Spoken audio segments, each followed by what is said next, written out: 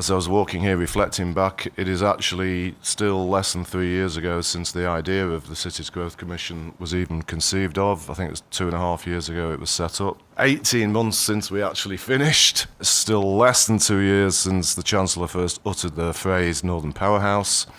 And I say all of that because there's a lot of dynamic here, as I frequently used to say in my days as the chair of the Commission, and I always say now, where this journey is ultimately going, I don't think any of us really know, which is partly why it's so important and why it's so exciting. And my main message is be as bold as you can in those 12 months and don't be afraid of thinking of things that are necessarily unconventional, because some of the things that are now in the convention were not before we started. However, the most important thing I think you probably want to do is to define exactly what you mean by inclusive growth. As much as there are objective aspects of it, there's a lot of emotion about these kind of issues. In my intriguing current role in life, I spend a lot of time in the House of Lords, and I'm going to do that later today on a debate about the state of the economy and policy and things related to it, and I'm pretty sure there's going to be a lot of emotion said about things related to equality or inequality. For two reasons. One, because one of the things I think we managed is we carried a voice with all political participants when we were doing our commission, and there's a lot of emotion between political forces about the issue of inclusiveness. Linked to what I've just said, first of all, on British national-wide measures of equality, actually inequality is lower than it was any time in the past decade, and most people do not know that that is the case. And the only one that is not really true is if you include wealth, which is a consequence of the dramatic divergence of house prices, which is a huge issue. It's also the case, despite the current mood, we are still living through an era on a global basis where inequality has declined, from what I can see, at a faster rate than anyone can find since we have economic data, primarily because of China. But again, it's something which is generally not known because of the emotion that goes on within income quartiles and between some of them. But in terms of society as a whole, the perception is actually, from what I can see, in many cases different than the reality.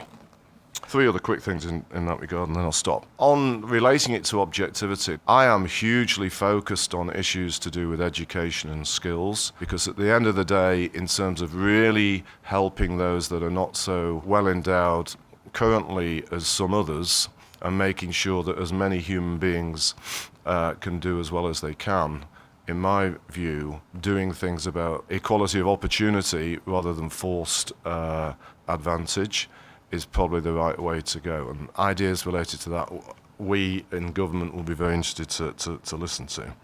Linked to that, some focus on how in the bigger urban areas, in terms of big investors from outside, and because of the success of aspects of the Northern Powerhouse, there are more and more big investors in this country and all over the world very interested in doing things, but they're not so easily tempted to an Oldham or a Rochdale, whereas they are to the centre of Manchester.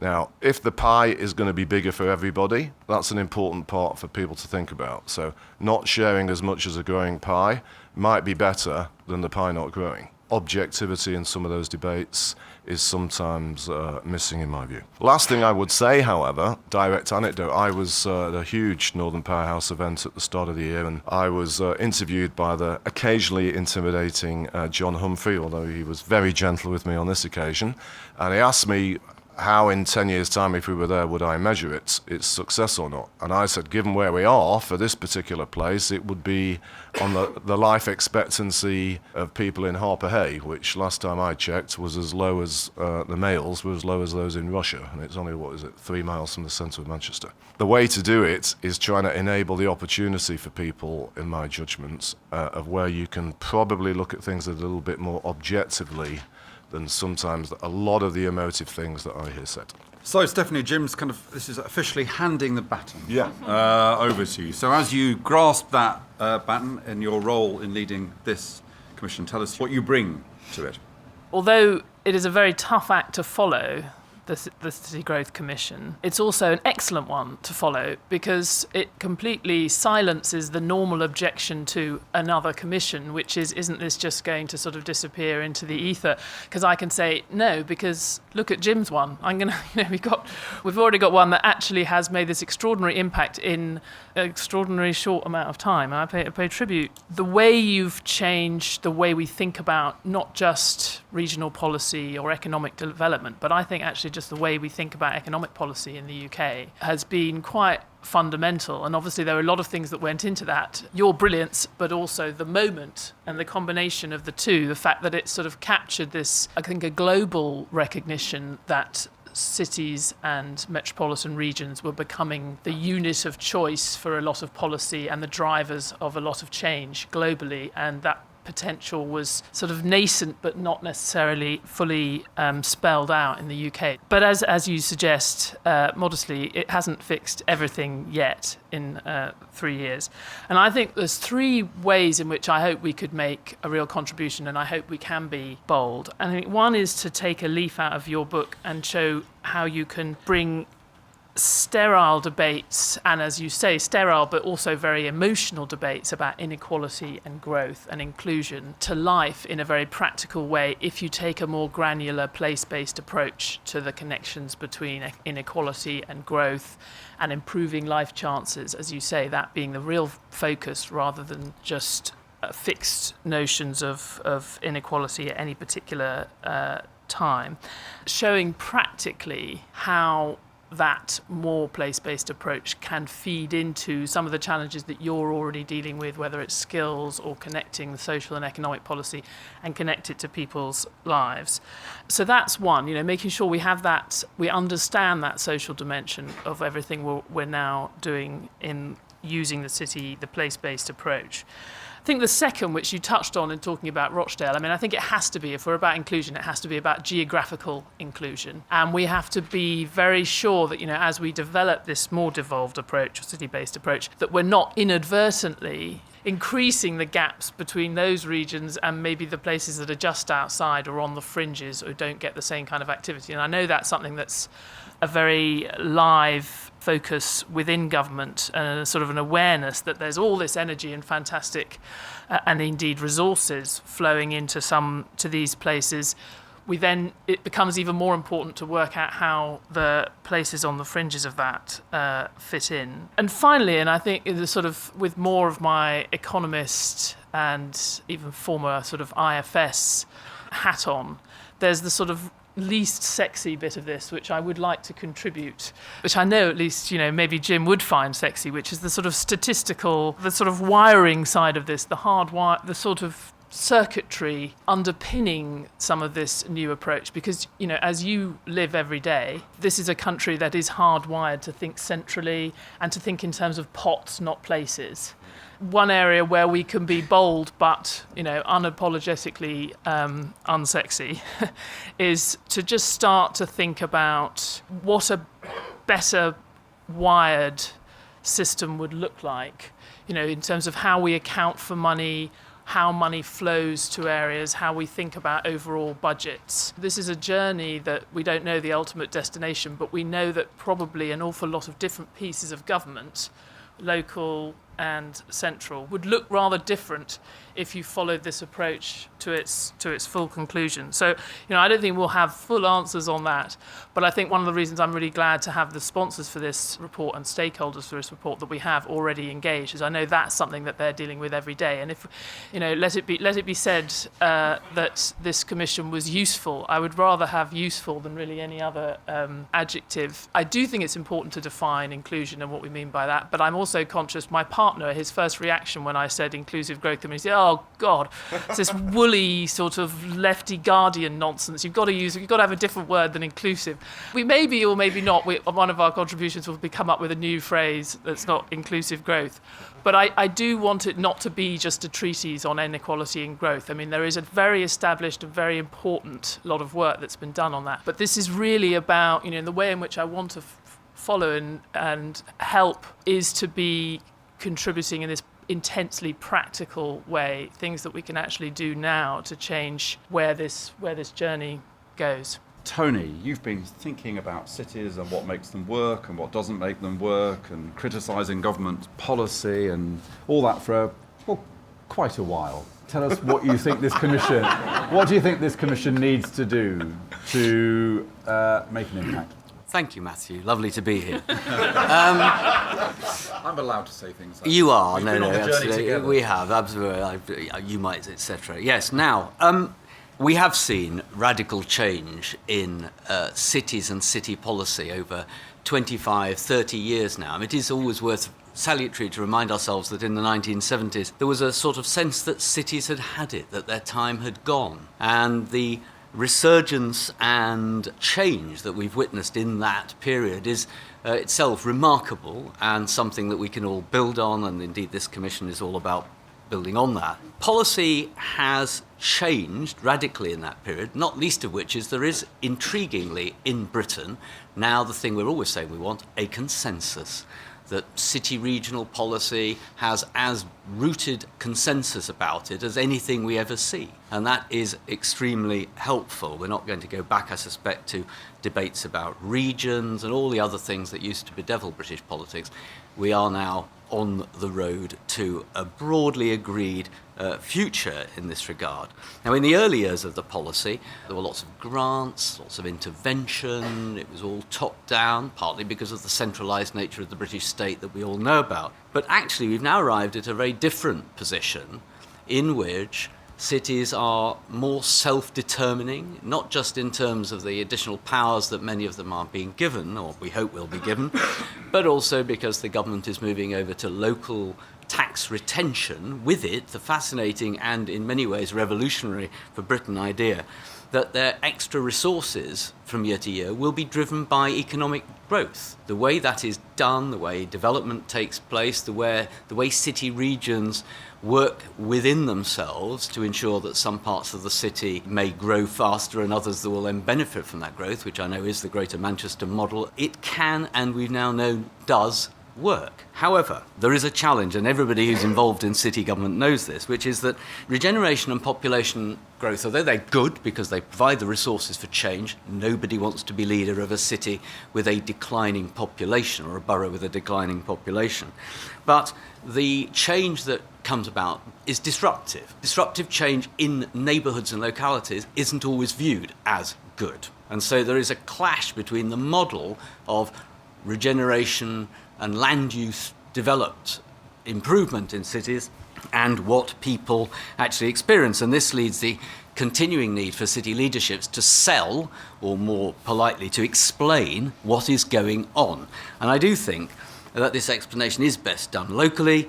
Major schemes involve, and even minor schemes involve, planning decisions. Those decisions are made by council leaderships. They are the right people to explain why things are happening. But beyond that, there is a need, I think, to find ways, I'll come on to this just in a second before I finish, of actually not only selling it or explaining it, but making it genuinely the case that these radical developments do work for people on the ground in ways they understand. Now, I've certainly worked with Claire in Haringey, who's going to speak in a minute, and studied the Manchester model, and the other core cities as well have, I think, come up with a raft of improvements and developments to the way they govern themselves and the way they are understood, which is very much better than it was 15 or 20 years ago. And as I said, there is now a political consensus at the national level, essential in centralised Britain, to deliver change. So where I think the challenge lies, as I said, is to explain, or for local leaderships to explain,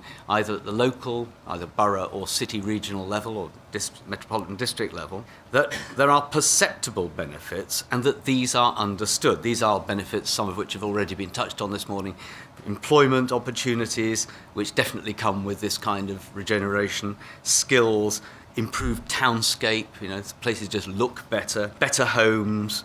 What this adds up to is the magic ingredient that the great cities of Britain had as they developed first time round, civic pride. The simple idea that you'd visit the city centre, you'd see what was happening, you'd look at the buildings and the economic activity, and you'd feel proud to be of the place. And I think that is the thing that links together the kind of change and improvement that growing cities can deliver with what people locally really need to feel a sense of belonging and understanding why it benefits them. So, Claire, I think you look at this issue from at least three angles. From the angle of being the leader of a London authority, you look at it from the perspective of London as a whole, as Deputy Chair of London Councils, and you look at it from the perspective of local government as a whole through your role on the LGA Resources Board. So looking at this issue from three different angles, what's your perspective? It's when you start to read out how many sort of jobs you actually have that you realise that you've become the person you feared you always might. I guess, Matthew, to start by really welcoming the Commission, which does to me feel like an absolutely logical next step to the City Growth Commission. And I say that primarily because I think all local leaders are fundamentally rooted in their place, regardless of the roles that they take on. Fundamentally, for me, this starts from the perspective of my borough in North London. It's a borough in North London which will tell a large part of London's growth story over the next decade. I'm absolutely certain of that fact. But it's a borough that also faces huge inequalities. So ensuring that growth is inclusive, and I don't think there is a better word, and that the households who I currently meet week to week who are in poor quality housing, who are trapped in that low pay, no pay cycle, people who are living on a low income and not sharing in the benefits of London or the success that London has been through in the last decade, have to be part of our success into the future. And I think this plays into your point, Tony, around perception, because actually perception among too many of those people is that where growth, change, regeneration has happened, it's passed them by. What we have to do in selling the benefits is really plot out, I think, a very realistic story with milestones as to how things will change and how we will ensure that things will be better for people who feel that the change and the disruption will come with little benefit either for themselves or their own family. So that's why I welcome the Commission. I guess the second thing to say, London is an enormously complex and challenging city. Population height of 8.6 million was passed in January last year, set to be a city of 10 million people by 2030. And if you just think about London in the context, and London boroughs in the context of cities and boroughs around the country, there are 3 London boroughs with populations bigger than Cardiff, and there are 10 with populations bigger than Newcastle. On the surface, things look pretty good. Strong economic growth, contributing 22% of national GDP. But if I look on the flip side, and going particularly to this point of inclusion, there are 70,000 homeless households across the country, of which 51,000 are now in temporary accommodation in London, an increase in 10% over the last year. Over a third of children in this city are living in poverty, and we can see that wealth is distributed unevenly across the city. And I think here there's a really important point around the nature of wealth inequality and being really concerned about that. A long time ago, I was very interested in the notion of asset-based welfare, and I was really sorry to see that agenda lost, because actually what I see is the impact on behaviour that owning an asset, no matter how in relative terms small that might be, and when you see the growth in house prices in the city and the growth in wealth inequality in my borough and across London, it's something that I think we should be rightly very concerned about. I think it's important also to say this can't be a debate which is about London versus the rest of the country. We have to recognise the interdependencies, that London's strengths and its challenges are not contained or cannot be contained within the M25. So we have to look at this from a whole country perspective. Turning then to the Commission's focus on growth through devolution, I think that devolution is going to be a huge part of this jigsaw. If I have a concern at the moment, it's that the Treasury's desire to turn out a growing number of devolution deals is watering down the quality of those deals. If you take Manchester as the benchmark for this, and then you look at what's happening elsewhere in the country, the thought that's gone into the Manchester deal, its evolution, I know, has taken a long time, is just not replicated elsewhere in the country. And while I can understand a desire to move at pace, I think we have to be alert to that sense of watering down. What would I say is important from my perspective in a devolution deal? From where I sit, skills is hugely important. Jim mentioned it. We currently have a system where the incentives are wrong. They're turning out people with the wrong skill sets.